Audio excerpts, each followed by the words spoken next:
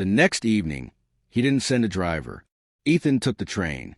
He wore no tie, no cufflinks.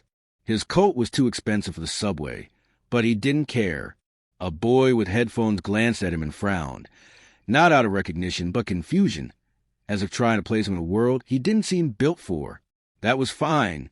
Outside the station, the streets were narrower, the buildings older, brick and rust instead of glass and steel. A corner store with flickering neon. A woman on a balcony watering plants that didn't look like they belonged in this weather. Ethan followed the directions Rosa had texted him earlier. 3 short sentences, punctuated by line breaks, not grammar. She hadn't asked why he wanted to come. She just told him which bell to press.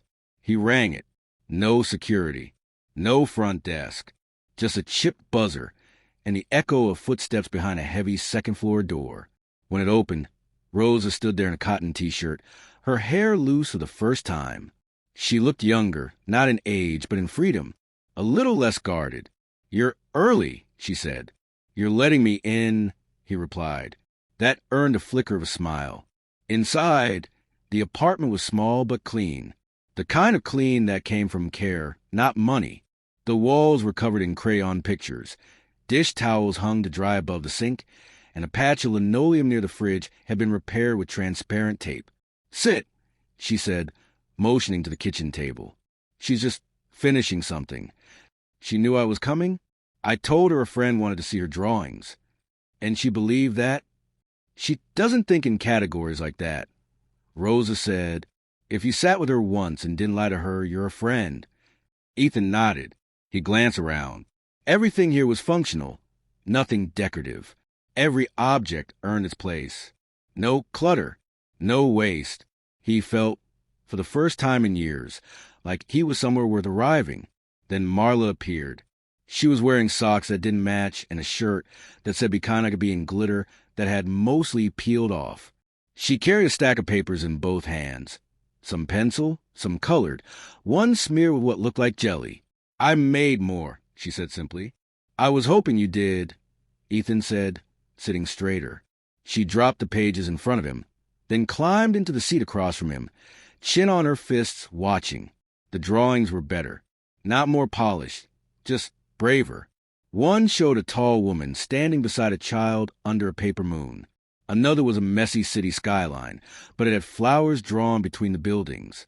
On one page, Ethan saw himself again, still alone but smaller now and smiling, just slightly. He didn't say anything. He just kept turning the pages, slowly. When he looked up, Marla was watching him the way she watched everything, with quiet expectation, like her drawings weren't finished until someone had seen them, really seen them. "You remember what you said?" she asked. "About what?" "About giving you friends." He nodded. "Did it work?" she asked. He paused, then answered without hesitation. "Yes, it did." Rosa, who had been listening from the kitchen doorway, stepped into the light. "Dinner's nothing fancy," she said. "Soup and toast." "I've had worse," Ethan said. She raised an eyebrow. "I doubt that." He smiled again, smaller this time, but real. They sat together, at the table, over soup in mismatched bowls, under a light that flickered once before holding steady. No fanfare, no announcements, just the easy, uncertain rhythm of people not yet a family, not quite strangers. Outside, the wind moved through alleyways and leaves, but inside the air was still, not silent, still, a kind of peace that doesn't need to last forever to mean something. He didn't go back into the ballroom. Instead, Ethan stepped out to the marble foyer and into the quieter staff corridors behind it, a world of beige walls, clattering carts, and hushed instructions. The space smelled of lemon cleaner and metal trays. The air, though cooler, felt more honest. It was not meant for men like him. That's why he chose it. A young server, no older than 19, paused when he saw him. "Sir?" the boy asked, nearly dropping the tray of empty glasses he held. "Is something wrong?" "No," Ethan said, his voice quiet but clear. "I'm looking for someone." The boy blinked. "A guest?" Ethan shook his head. "No, one of the cleaning staff. A woman." She was here just before the last dance. Her name is Rosa. Her daughter was with her. The server hesitated, unsure if this was a test. They left, I think. Where? I'm not sure. They usually go out the back when they clock out. Service exit, past the kitchen. Ethan nodded once. Thank you. He moved quickly but not rushed, cutting through the warmth of the kitchen. Cooks froze mid-motion. Someone dropped a ladle. A dishwasher's mouth fell open. But Ethan didn't acknowledge the ripple of reactions he left behind. He pushed through the steel door at the far end and stepped into the alley behind the building. The night air was sharp and still. A few stars scattered overhead, pale behind city haze. The ground was wet from some earlier rain, puddles glinting under the street lamp. There were no cars in sight, no voices, just the soft sound of footsteps fading around the corner. He followed. The alley opened onto a narrow side street. A bus stop stood on the far end, dimly lit, the shelter's glass panels streaked with scratches. And there, on the bench beneath it, sat Rosa, her daughter leaning sleepily against her side. She didn't see him at first. Her head was bowed, her fingers brushing loose strands of hair from Marla's cheek.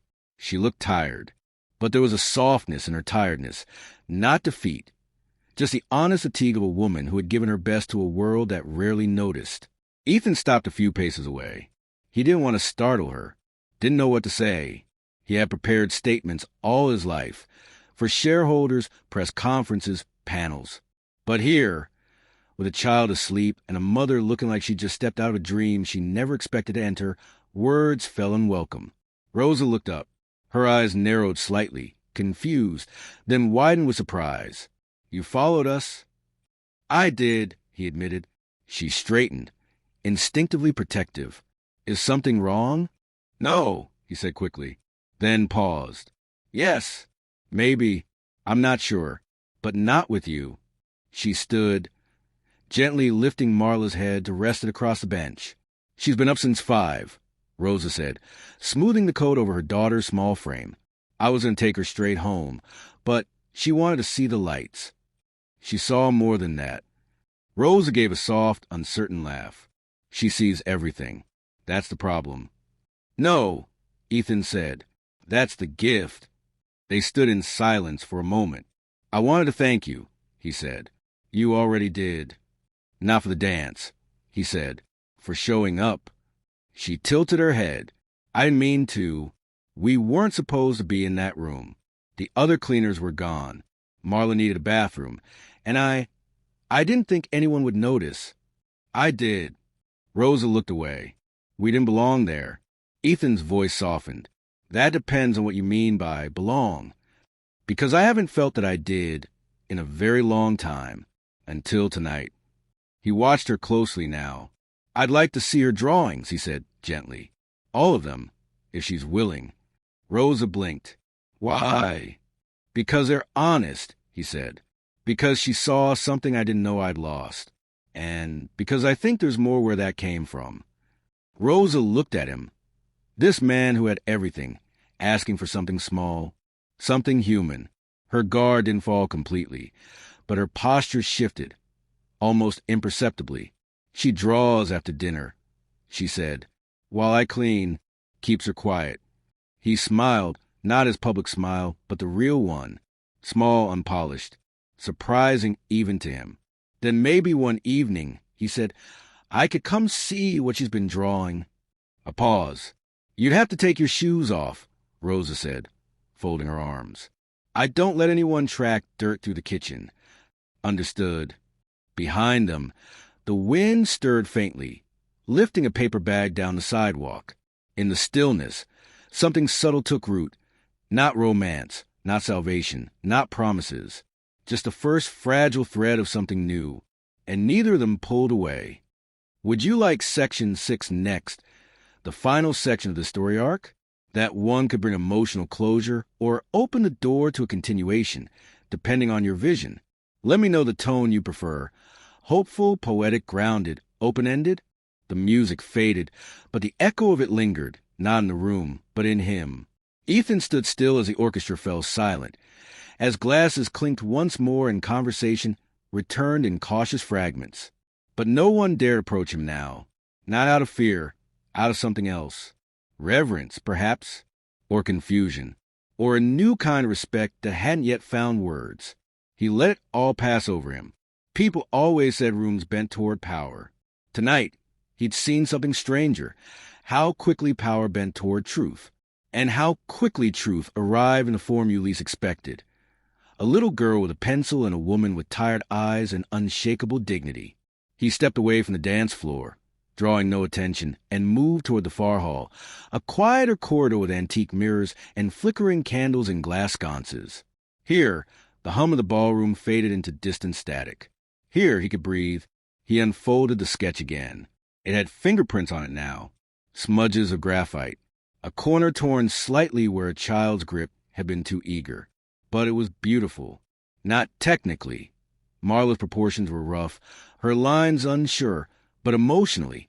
There was no mockery, no flattery, just observation, honesty. He stared at the small figure of himself, drawn apart from the others, alone in the corner. She'd seen him, not the version the world paraded, the one with net worth, patents, photo ops, but the version beneath all that, the version even he had forgotten how to name.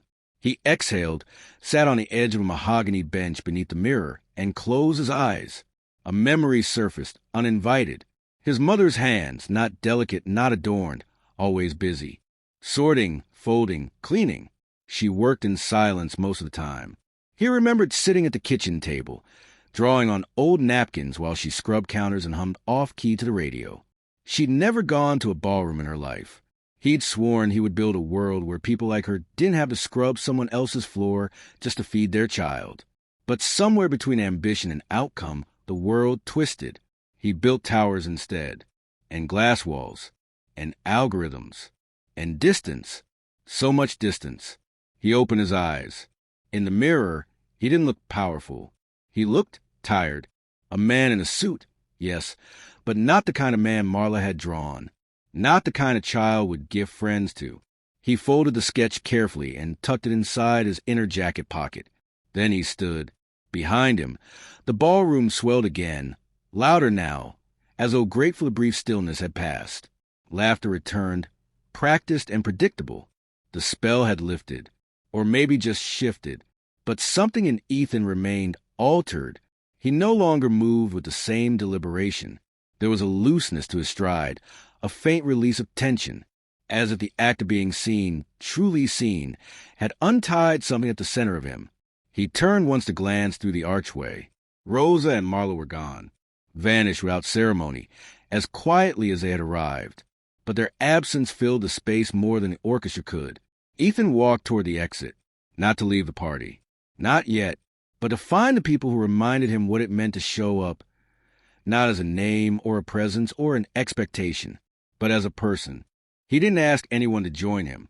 He simply moved, one measured step then another, into the open space where polished marble gleamed like a mirror under crystal light. The crowd instinctively parted, uncertain whether to interpret his movement as spectacle or statement. The orchestra responded, their notes rich but cautious, like musicians who suddenly realized they were playing for the man who funded the building they stood in. Ethan Vance turned once, slowly, the sketch still folded in his hand. Then, without ceremony, he extended it toward Rosa. At first, she didn't move. A dozen eyes were already on her, too many, her cheeks flushed with heat, and her hands, trained for scrubbing and lifting and carrying, suddenly seemed foreign in her own skin. Her fingers gripped the fabric of her shirt, as though anchoring herself to the version of life she understood. Ma! Marla's voice broke the stillness. Rosa looked down at her daughter, then up at Ethan. There was no smirk on his face, no arrogance, no condescension, only stillness. And, under it, a question, an invitation, not the kind people like her were used to receiving. She stepped forward. One step became two. And when she reached him, he bowed his head slightly, enough to show respect but not spectacle. He offered his hand. Her fingers hesitated before touching his. When they did, his hand was warm, not soft, not callous, but balanced. A hand used to control, now offering contact.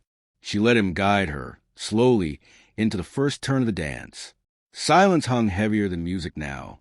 Their movements weren't graceful, not at first.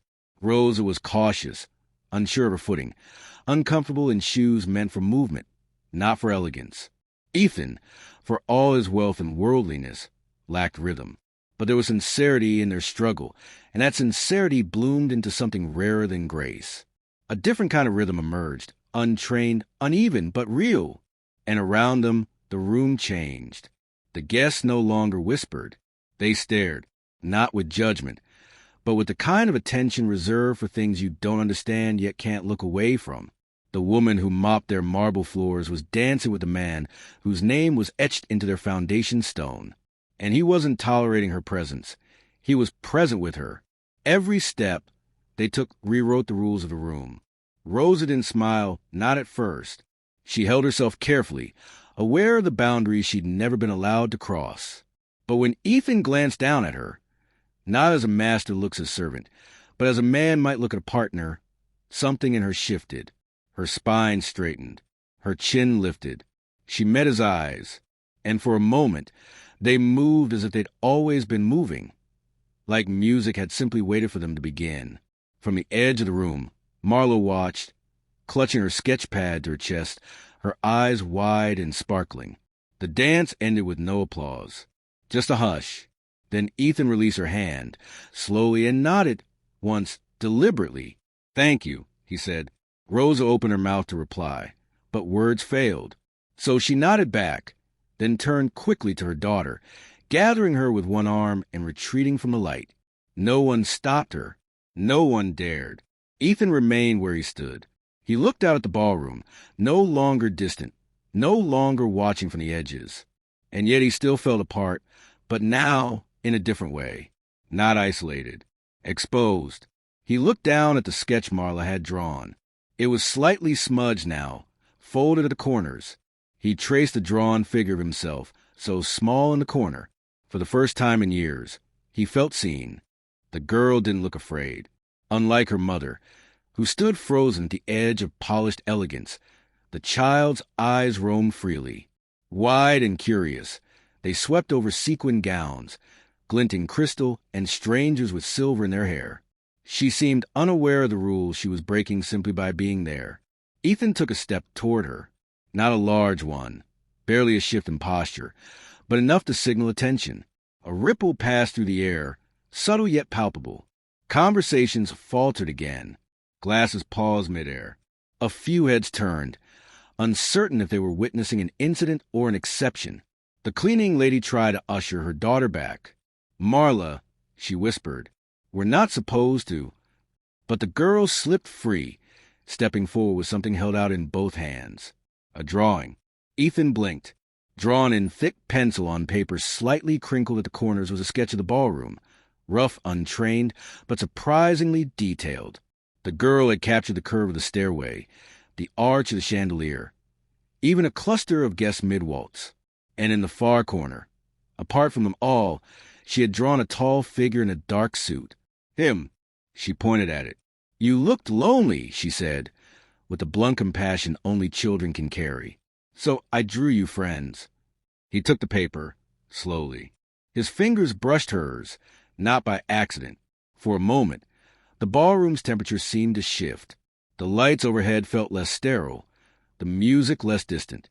In that split second, Ethan Vance was no longer an island. The girl's mother stepped forward, alarm rising behind her voice. "I'm so sorry, sir. She's not. She didn't mean..." But Ethan silenced her with a raised hand. Not harshly, just firmly enough to stop the apology from completing its descent into shame. "What's your name?" he asked the girl. "Marla," she said. "She's Rosa." She pointed to her mother. He nodded. "Marla," he repeated, as though trying the syllables on his tongue for the first time in years. "You're an artist." The girl grinned. "Only sometimes. When it's quiet. She cleans and I draw." Rosa looked ready to sink through the floor. "I can take her out right now," she said quickly. "I don't want trouble." "No trouble," Ethan interrupted, still studying the drawing. His voice was low, but it carried, something commanding yet changed. This is the most honest thing I've seen all evening. The child beamed. Around them, the room had begun to watch in earnest now. Whispers stirred, snapping like dry leaves in the corners. Who was she? Why was she here? What had he said? None of it mattered to Ethan. He crouched down, meeting the girl at eye level. You gave me friends, he said softly. That's a rare gift. The girl shrugged, as if she gave him away all the time. Rosa reached out, touched her daughter's shoulder, then looked at Ethan. Thank you, she said, though the gratitude in her eyes wasn't for the compliment. It was for not making this a moment of disgrace. Ethan stood. He turned to the orchestra. The conductor froze. One more waltz, Ethan said, with no request in his tone. Please. The music began again, hesitant, uncertain, then gaining confidence. And for the first time that evening, Ethan Vance stepped onto the dance floor, alone, but not untouched.